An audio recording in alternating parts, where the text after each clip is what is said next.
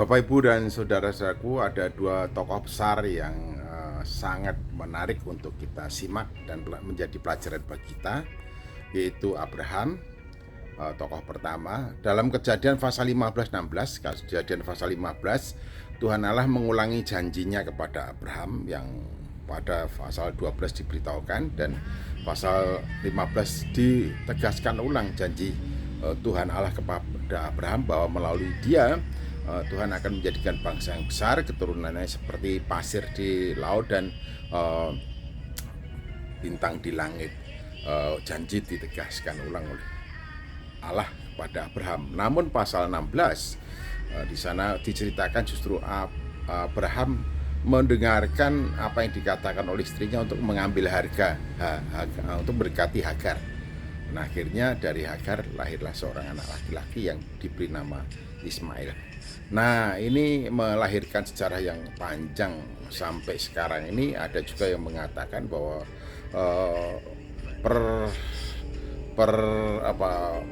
perselisihan yang seringkali muncul di antara keturunan Abraham, keturunan Ismail dan Iskak hingga sekarang masih belum bisa diselesaikan.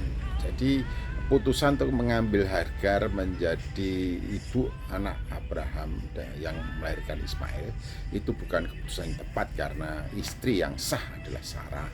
Dari rahim Sarah lah Allah menghendaki lahir seorang yang dijanjikan itu, yang kemudian setelah beberapa tahun, waktu Abraham usia 100 tahun, Tuhan menegaskan bahwa dia akan mempunyai seorang anak namanya yang kemudian diberi nama Ishak. Terjadilah seperti yang dijanjikan. Sebetulnya kalau Abraham menunggu saat mana Tuhan menggenapi janjinya, Abraham tidak perlu mengambil risiko dengan mendekati Hagar dan melahirkan seorang anak laki-laki, di mana hasil dari pilihan yang tidak sesuai dengan kehendak Tuhan itulah yang melahirkan perseteruan hingga sekarang dan belum terselesaikan, atau bahkan mungkin tidak terselesaikan sampai dunia diakhiri, kehidupan manusia di dalam dunia selesai. Bapak, Ibu, dan saudaraku yang saya kasih dalam Tuhan Yesus Kristus, sedang tokoh yang kedua bernama Zakaria. Zakaria adalah seorang imam yang pada masa akan kelahiran Yesus diberitakan di dalam Injil Lukas pasal 1, demikian ia mempunyai seorang istri yang bernama Elisabet. Demikianlah firman Tuhan. Pada zaman Herodes, Lukas pasal 1 ayat 5, Raja Yudea adalah seorang imam yang bernama Zakaria dari rombongan Abia. Istrinya juga berasal dari keturunan Harun, namanya Elisabet.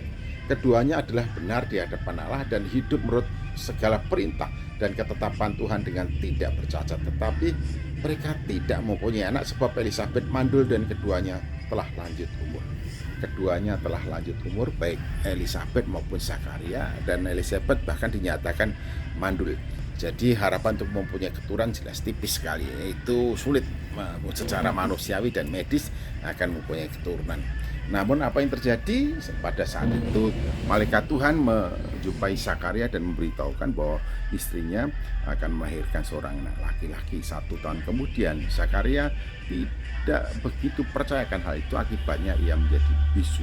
Demikian juga ketika Abraham diberitahu oleh malaikat bahwa istrinya akan mengandung dan melahirkan seorang anak laki-laki 1 tahun kemudian. Nah, ketika Sarah mendengarkan itu, dia juga tertawa, lalu dia ditegur.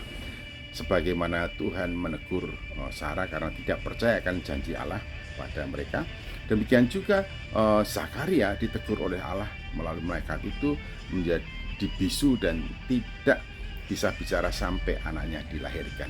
Nah, dua tokoh besar ini betul-betul tokoh yang hebat dan luar biasa. Mereka beriman dan punya kesetiaan yang luar biasa kepada Allah. Namun pada sampai masa tua mereka keduanya tidak punya anak dan pilihan masing-masing berbeda. Abraham mendekati Hagar, lalu lahirlah Ismail yang kemudian menghasilkan perseteruan dan perbedaan hingga sekarang. Namun Zakaria dan Elisabet sampai masa tua menjadi suami istri, pasangan yang luar biasa. Dari segi pertimbangan dan pikiran kita sebagai manusia, pasti kita berpikir, oh sungguh luar biasa Zakaria. ya setia kepada istrinya sekalipun sampai lanjut usia dan disebut istrinya mandul, tetap setia. Nah, silahkan dipikirkan. Kadang-kadang suami istri ada yang memutuskan bercerai karena tidak ada keturunan, padahal kita semua tahu bahwa pernikahan Kristen hanya maut yang memisahkan. Pelajaran yang berharga, simaklah, biarlah kesetiaan kita kepada Tuhan akan kemudian terbangun dalam kehidupan suami istri, kesetiaan antara suami dan istri hingga maut memisahkan. Tuhan Yesus Kristus memberkati. Amin.